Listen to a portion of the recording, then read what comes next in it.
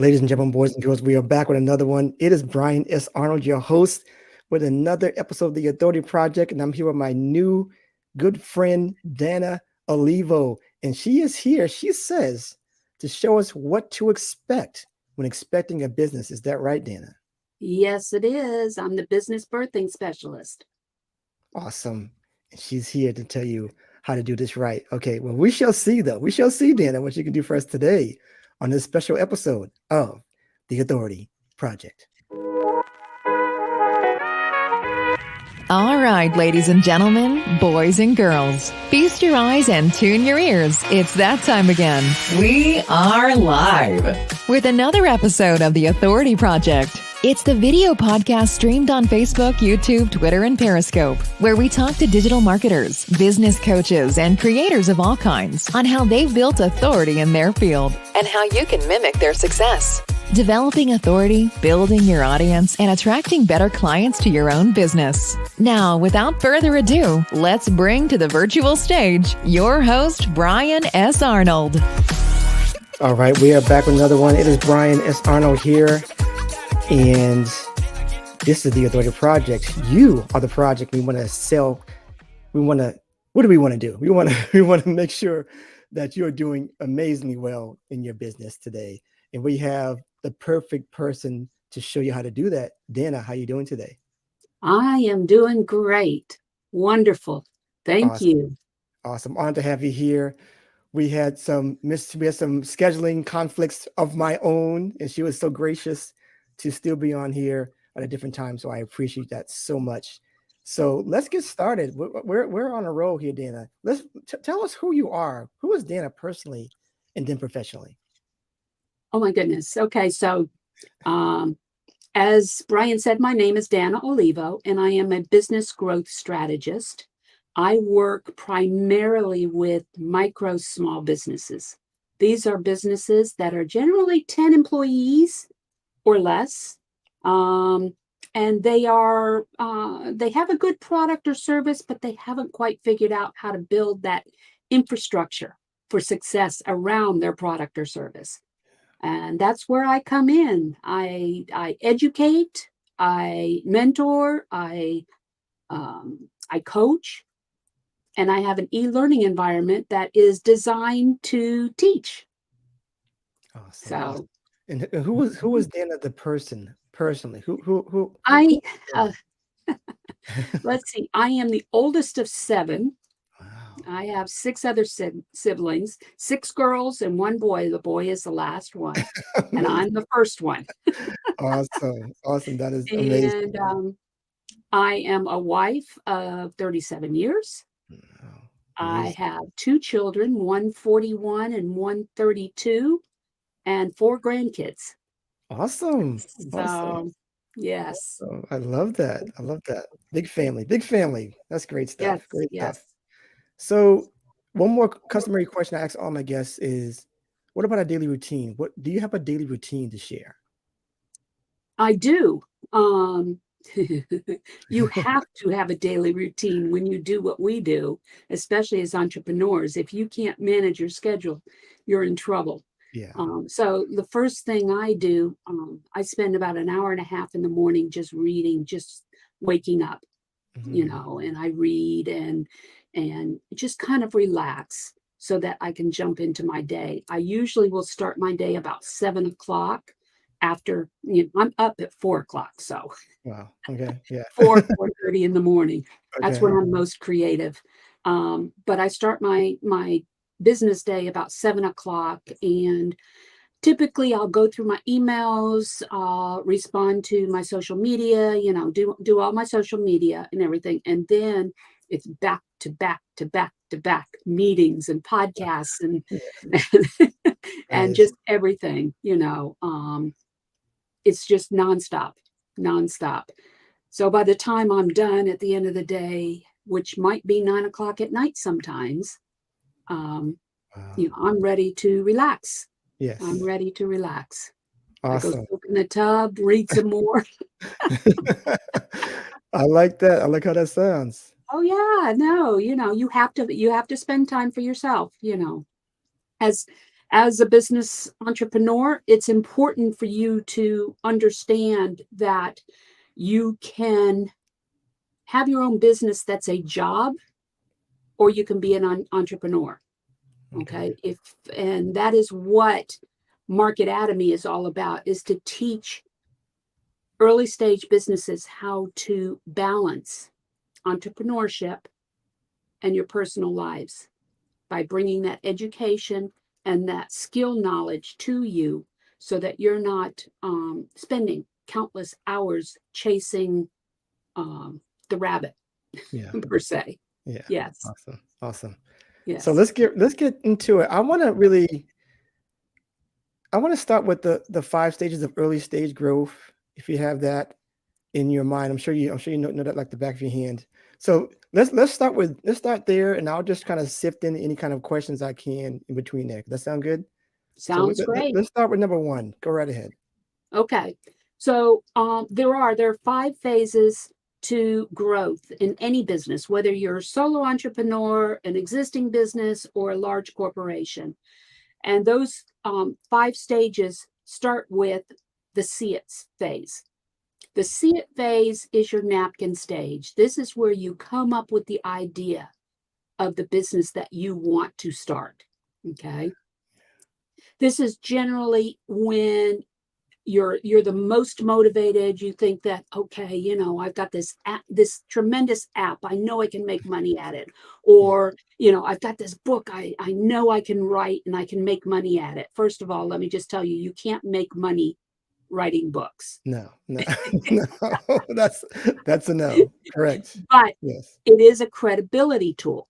So, Yes. So the see it stage, that is your napkin stage. That's your idea stage.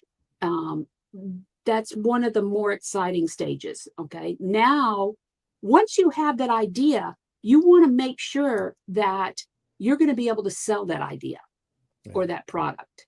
All right. And the best way to do that is you have to go out and you have to prove it. That's phase 2.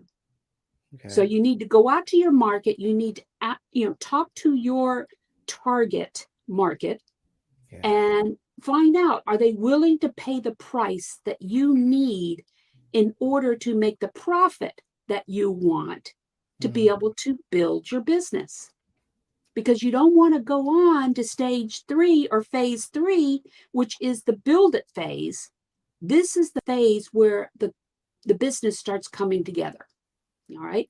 This is where your systems, your methodologies, your sales processes, your marketing message, your vision, your mission, everything starts coming together during the build it phase. It's also the longest phase. It could take a good 2 to 5 years to really build a solid business model. All right. Yeah. Once you've been in business for a little bit and you've got your business model pretty set, you start thinking, okay, I'm ready to grow this business. All right. But in order to grow this business, I need to hire more staff. I need to spend more dollars in marketing. I need this equipment to, streamline the processes. You start thinking about, okay, how am I going to afford this? That's when we move into the 4th phase, which is the funding phase. Yeah. This is where we start thinking about maybe some angel investment or venture capitalist, or we also might be looking at bank loans, equity loans, those kind of things. But during the 4th phase is where you are actually establishing what your budget is going to be. Okay. Moving into the 5th phase, which is your growth phase. So by the time you move into the growth phase, you've got the funding, you've got the business model, you know what you need to do. So now you can start implementing the growth process and grow it as quickly or as slowly as you want. Yeah. But what happens 9 times out of 10 when we're dealing with micro businesses, they have the see it phase. They're good at the see it phase. Yeah.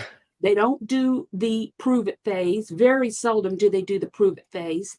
And they want to move right into the fund it phase or the grow it phase. And what happens during that time is they're skipping a lot of steps. So they're bleeding money. They're spending money foolishly without having a solid plan in place. And as a strategist, I'm all about, okay, there is a process that you have to follow. This is perfect because I want to really deal with that prove it phase because I think that is the big one. That's the big one. It is. It is. Do you think that is because business owners don't know how to do it? Are they afraid of it? Or do they think that it's going to hurt their vision or their intent because they don't think maybe that people understand their vision? Tell us what you've seen in your experience. Well, I would say that the majority of them, the reason that they skip this prove it stage or prove it phase is primarily because in their mind, they honestly believe that they have that business model. Okay. They've got that business product or service or whatever. And they're just going to go with it. But the other thing is that I don't think it's that they're scared of it. I think what it is, they don't know how to do it. Yeah. And they don't want to hear from the audience or their target market or whatever that, this just is not a good business idea. Now, I say that, all right, there are a lot of naysayers out there. So you have to be able to determine whether they are just saying no for the sake of saying no, or are they really concerned and they would not spend their money for it? Okay. And the way that you do that is you have to have a solid vision in mind when you're going out to the market. You have to clearly be able to represent what it is your business model will look like. Because then you can come up with the arguments with whoever is the naysayer or whatever and say, hey, look, here's what the data says. Here's what I see, those kind of things. So you can't just go out there and say, okay, I've got this app or I've got this product that I'm going to introduce, or something like that. And just say, would you spend this amount of money to buy this product without understanding what is the solution? What is the problem that you're solving with that product or service? And understanding what the motivation is on the buyer side. So that's all part of the market research. That's all part of the prove it stage. Yeah. So for people who are watching and listening now, watching now, listening later, can you tell us anything right now how to do that? Like I said, people don't know how to do that. How is that done? Well, conversations. Okay. Before you even introduce your idea or whatever, start having conversations, go out networking, talk to people through Zoom or whatever, make comments like, a perfect example is how I did with MarketAtomy. Okay. I've always wanted to bring, to start an e-learning environment. Okay. Because I knew in my mind, and having failed at business twice before, okay, I knew what solo entrepreneurs and micro entrepreneurs are going through in the early stages of their business. Not knowing what you don't know. Having gone through that, I knew what they were going through. So I would start conversations, like, there's just not any help out here for small solo entrepreneurs. Every time I go to the SBDC or the SBA or any other organization, they are not willing to help me until I'm making at least $500,000 a year in gross income. Okay.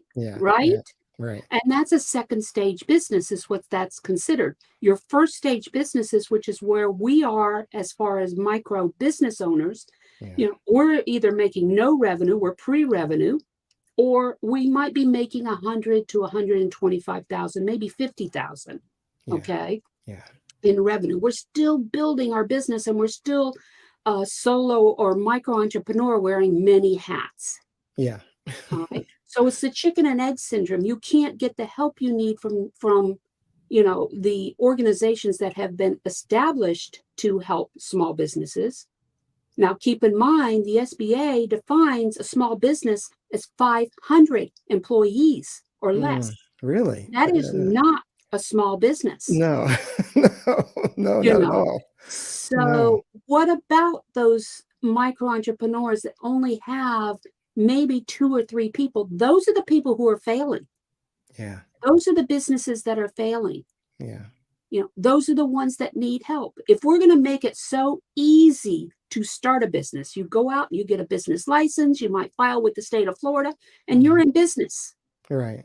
Okay. But we don't make it easy to survive in business. Yeah. Yeah. This So is great. This is great.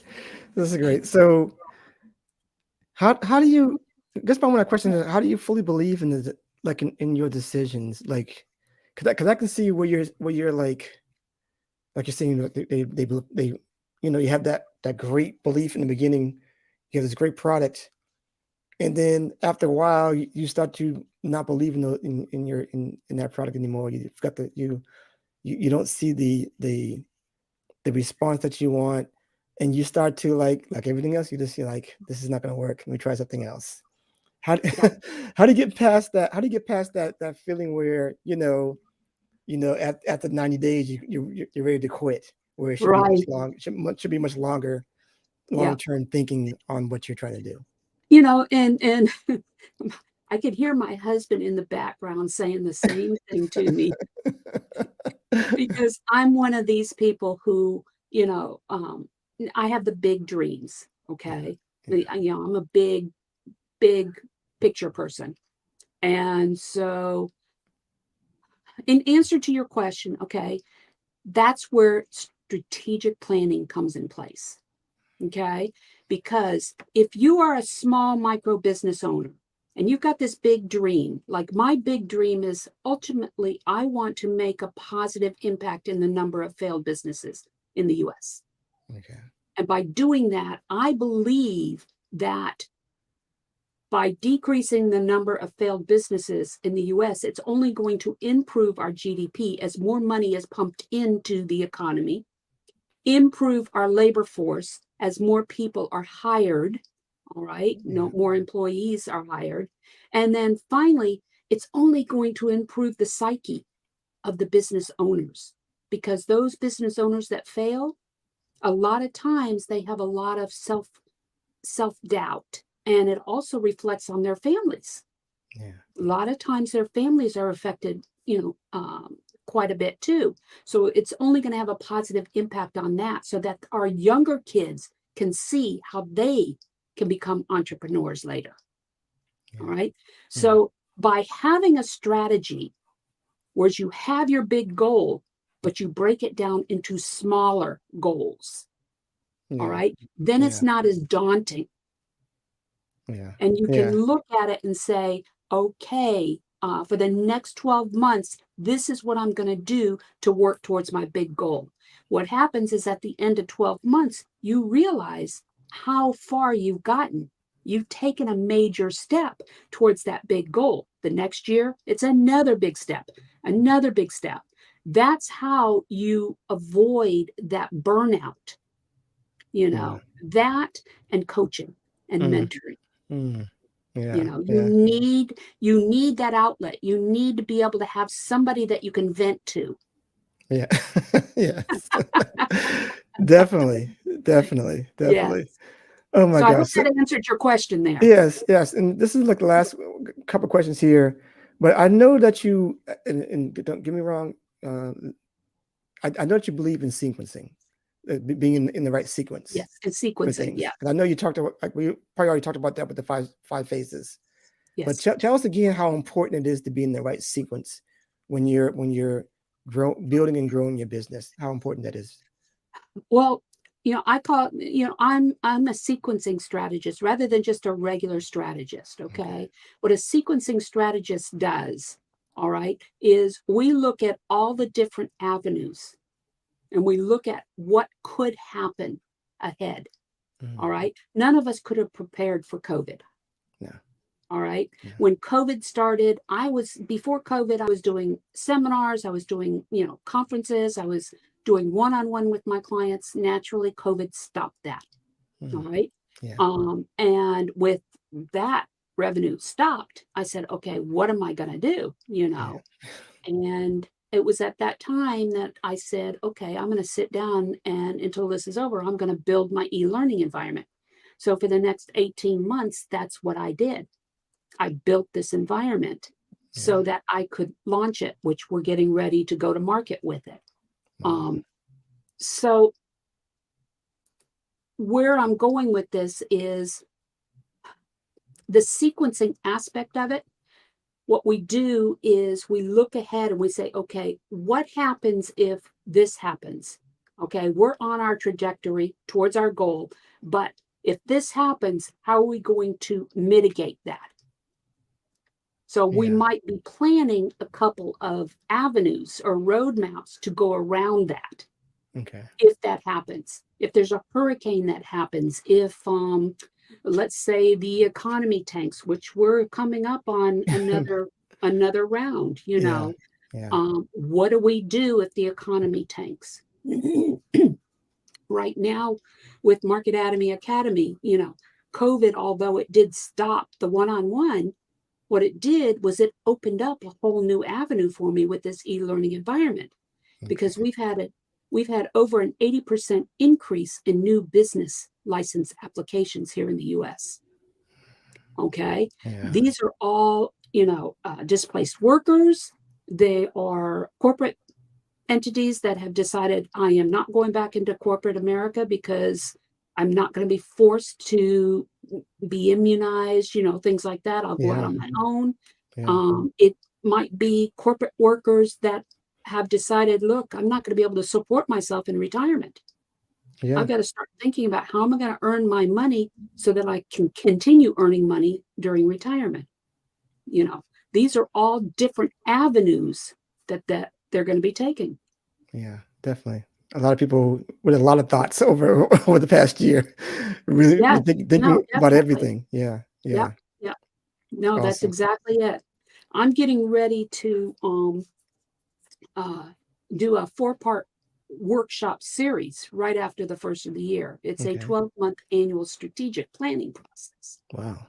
And what we will be talking about prior to that annual planning process, there will be a couple of shows that I'm going to be on, and I can, let you know what they are.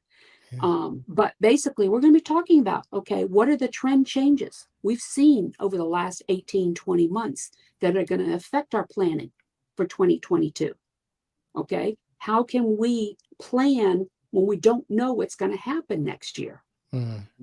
Yeah. And that's where a strategist comes in, especially a sequencing strategist, because as a strategist, I'm always looking at where the market is.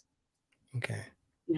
And understanding where the market is and where it's going will help to put in those mitigation strategies. Great stuff. Great stuff, Danna. It's awesome stuff. So I got one last question for you. We can wrap up out of here. Okay. And access of all of my guests goes something like this. There are people who are watching you now, will be listening to you later, and they want to. Maybe they have similar goals, similar interests as you.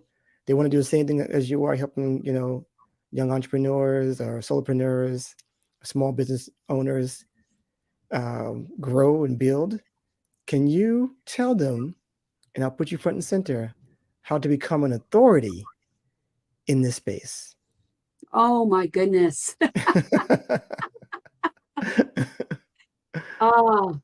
Experience, first of all. Okay. There's been many things that I have done to become an authority in this space. First of all, I've failed twice in business before. All right. So that brings with it an authority right there, being able to relate to micro business owners out there. And I went back to school, got my degrees, and it was at that point that I realized what I didn't know about growing a successful business. So when I came and started the e-learning environment, I did that because of the fact that there's a lot of you out there that cannot go back to college, but you still need that education. That's what I'm bringing to you with the e-learning environment. Now, the other things that are books. You can write books, but like I said, you can't make a fortune with books. Very few people can make a fortune with books, but you can use those as credibility tools. I also recommend blogging. There's a lot of things that can be done in the podcasts. What Brian's doing right here with this podcast. I have my own podcast called ChargedUpStudio.live. And that podcast has been going on for 2.5 years now. And every week you have to be rigid about that. If you're going to do a podcast and you're going to release it one day a week at a certain time, you got to make sure that you're going to do it all the time. So there's a lot of things that you can do to create that credibility. But more than anything, the honesty, the transparency, just being upfront. You can't create credibility by putting on a false front. Does that answer the question? Oh, absolutely. Perfect. Yes. Perfect, Danna. This is awesome. Loved all your answers. Loved the conversation. Please tell people where to go after the show. Anybody can reach me on LinkedIn. My name, Danna Olivo. So you can go to LinkedIn. You can find everything about me on LinkedIn. You can also go to the Academy, which is MarketAtomy.Academy. And you can reach me through my email, which is danna.olivo@marketatomy.com. Awesome. Let's see.